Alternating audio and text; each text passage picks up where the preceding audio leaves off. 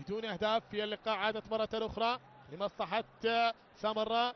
طلاق الكرة عن طريق كلمة عادل في اللقاء إلى مصلحة اللاعب محمد سامي. محمد سامي من جهة اليسار. محمد سامي في اللقاء. حاول محمد سامي يلعب الكرة عرضية. هي استلام. الله على الكرة. جول جول. لا جول. جول أول في المباراة عن طريق هاوري أنور.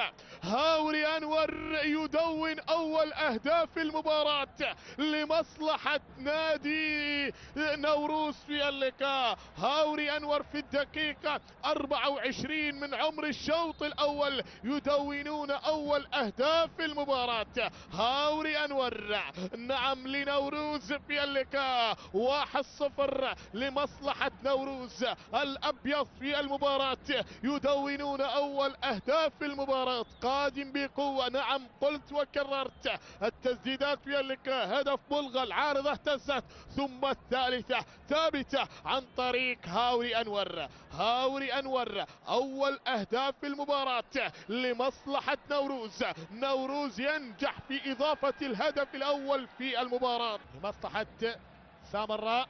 مرة أخرى الكرة الآن لسامراء. تأخير بالكرة.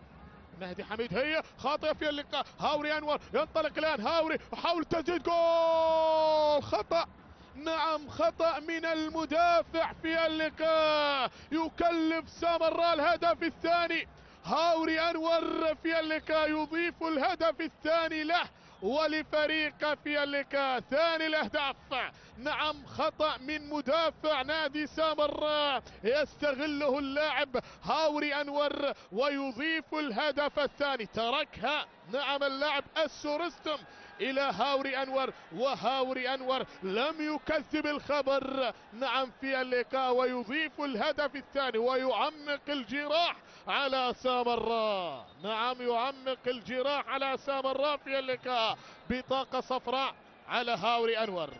هاوري أنور ابتسامة الحكم على سلام من محافظة الديوانية العزيزة حكم الاتحادي درجة أولى. الآن دخول اللاعب عباس صاحب. عباس صاحب الآن لدخل بديل لعبد المهيمن عبد الله. ضربة ركنية الآن تلعب الكرة هي مرة أخرى. جول.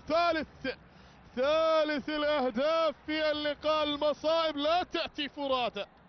المصائب لا تأتي فرادى على سامراء. ثالث الأهداف عن طريق السورستم. السورستم في اللقاء. ثالث أهداف وتغطية من المدافعين في اللقاء للاعبي سامراء لم تكن موفقة ويستغلها اللاعب السورستم ليضيف الثالث ويعمق الجراح على سامراء. نعم تعميق الجراح على سامراء في اللقاء عن طريق اللاعب السورستم الذي يرتفع الآن رصيده إلى 4 أهداف في دوري الكرة الممتاز.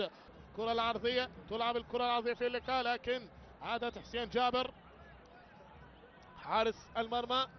لا الكرة من جهة اليمين لمصلحة سامراء في اللقاء.